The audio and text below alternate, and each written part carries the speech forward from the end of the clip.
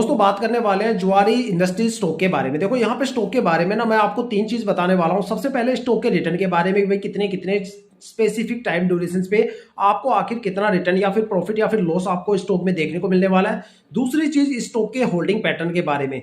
तीसरा यहाँ पे स्टॉक में जो पिछले 4-5 महीनों से परफॉर्मेंस आनी चाहिए थी वो आखिर क्यों नहीं आ पाई, जो यहाँ पे अपर सर्किट डिस्टर्ब हो गए, उसके पीछे का सबसे बड़ी वजह और रीजन। सबसे पहले अगर स्टॉक के रिटर्न के बारे में बात करें तो मैं यहाँ पे आपको जो रिटर्न बताने वाला हूँ वो पिछले 5 साल के रिटर्न के बेस पे बताने वाला हूँ। ठीक है, आप इसे अपनी ब्रोकरेज एप्लीकेशन या किसी भी फाइनेंशियल वेबसाइट वगैरह पे भी आप जाके चेक कर सकते हो।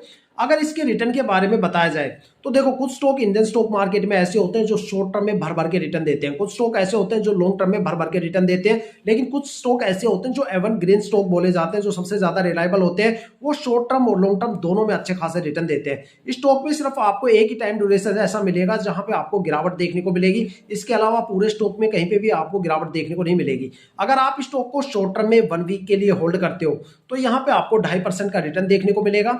1 मंथ की होल्डिंग करने पे 8.5% का रिटर्न देखने को मिलेगा। 3 महीने की होल्डिंग करने पे 5.5% के आसपास आपको गिरावट और लॉस देखने को मिलेगा। 6 मंथ तक अगर आप इसे होल्ड करते हो तो यहाँ पे आपको 5% का रिटर्न देखने को मिलेगा। 9 मंथ की होल्डिंग पे यहाँ पे 14.5% का रिटर्न देखने को मिलेगा।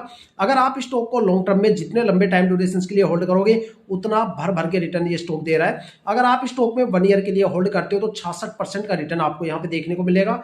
2 साल की होल्डिंग में 130% का रिटर्न आपको स्टॉक को देखने को मिलेगा, मतलब पैसा आपका 2 साल में डबल। और अगर आप स्टॉक को 3 साल के लिए होल्ड करते हो तो यहाँ पे आपका पैसा लगभग 1.5 गुना के आसपास हो जाता है। यहाँ पे आपको 145% का रिटर्न देखने को मिलेगा।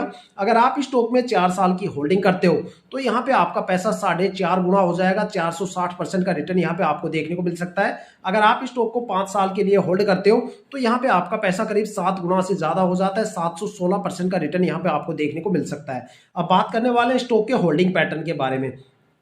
अगर यहाँ पे प्रमोटर की होल्डिंग की बात करें तो पिछले साल प्रमोटर की होल्डिंग 56.81% थी, जो इस साल घट के 56.71% हो गई है। साथ में डीआईआई की होल्डिंग पिछले साल 0.01 थी, जो इस साल बढ़ के 0.87% हो गई है।